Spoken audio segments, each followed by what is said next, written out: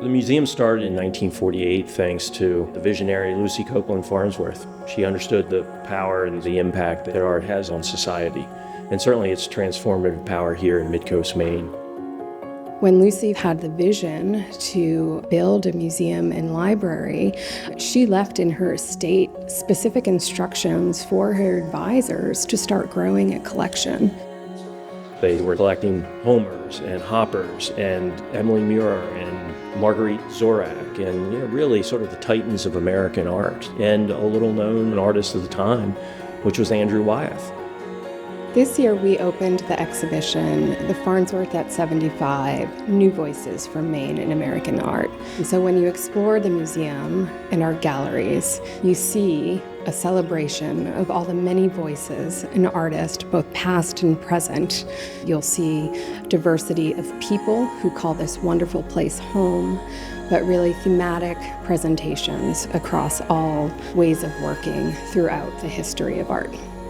Art certainly has a huge impact, in this community here in Rockland. Not only just that it ties together and strengthens the cultural fibers of this wonderful community, but also at the same time, it's a major economic generator.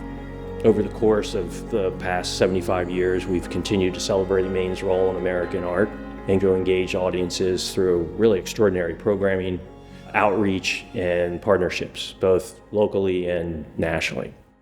We have this new program here at the Farnsworth Art Museum called Arts at the Intersection. The schools needed our help.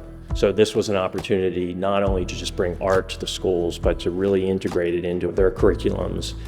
It's an opportunity for us to bring art, work with their teachers, to basically be able to teach these kids about some pretty significant issues and history here in Maine, but to do it in a fun, creative way.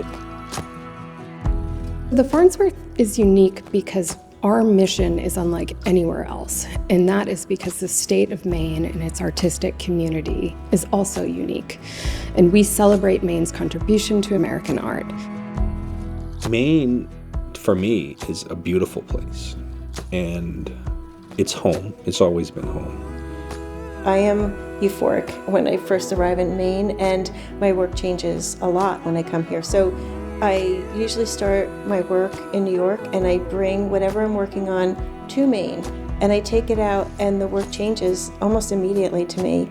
I had a very free childhood in a lot of ways, and I think a lot of kids that grew up in Maine grew up just having the freedom to roam around in the woods. Having that kind of lack of parameters is a way to come up with your own solutions to boredom, where you can be much more creative in a way. I'm very attuned to nature here, so the contrast of anxiety-ridden New York versus the peacefulness that I feel here in Maine is really important to my work. My inspiration is coming from the people of Maine, an ancient people of Maine, and connecting back to that, the history of it, knowing that my great-great-great-grandparents did the same things I did. We have this tradition in Maine of making, right? Of making by hand. So whether it was a cottage industry or a skill that was passed down through families. So when I think about Maine and its identity, I think about the craftsmanship, the kind of ingenuity, the entrepreneurship or the self-starting motivation that a lot of Mainers have. We start off with nothing but a tree and some grass. And I've spent years and years and years reinventing every piece I do. And I couldn't do that if I wasn't here where the material is and where the people are from and where I feel like I'm at home. 75 years is not very old. The Farnsworth is an institution that's still maturing. In 2024, the Farnsworth will be launching a new exhibition series that is dedicated to the next generation of artists and offering them opportunities for solo exhibitions that promote the discovery, the advancement in art of our time. I think an institution needs to continue to be relevant. I think the institutions need to continue to excite and inspire people.